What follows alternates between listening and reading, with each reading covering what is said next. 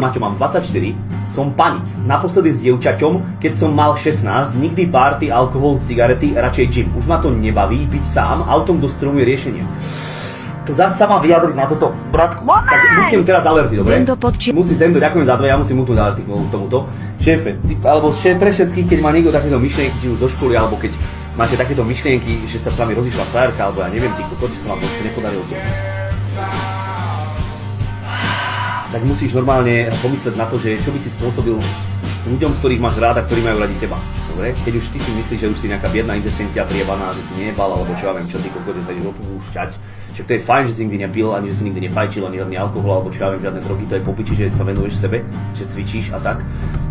Ale neopúšťaj sa kvôli tomu, že z 24 rokov nejebal si, však furt môžeš jebať, chápeš? To neznamená, že máš 24, že už končí život, že kokot máš celý život pred sebou, že si mladý. A hlavne, nerozmýšľaj nad tým, že autom do stromu je riešenie. Tebe zajebalo úplne na hlavu prašivu.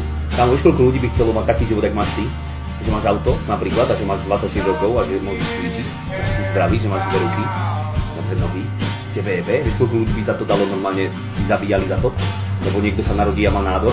Alebo niekto sa narodí, ty kokot, a zomrie ešte ako maličký úplne, že to mi vysvetli. Nie je nejaká spravodlivosť, tak ty do piče, užívaj si ten život skurvený, ťahaj cvičiť zas, dobre, a oslov tam nejakú babu.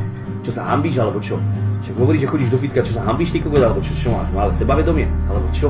A hlavne ty musíš rozmýšľať nad tým, ty kokot, jak strašne by si ublížil svojim rodičom, možno svojej frajerke, možno svojej sestre, alebo bratovi, alebo babke, alebo detkovi, kamoš, jebe ti na hlavu. Však sa daj dokopy trošku. Prečo rozmýšľam nad týmito vecami? Prečo? Čo si normálny? Víš, ak by si ublížil tvojej mamine, alebo tomu takým ľudia, alebo celkovo tvojej rodine, kámo. Však oni poradí, ty kokot, že žiješ, že si mladý, že si zdravý hlavne, dobre? A ty normálne ideš rozmýšľať nad tým, že by si najebal to autom do stromu. Kámo, nikdy v živote ma takéto myšlenka nenapadla a dúfam, že si robíš len piču.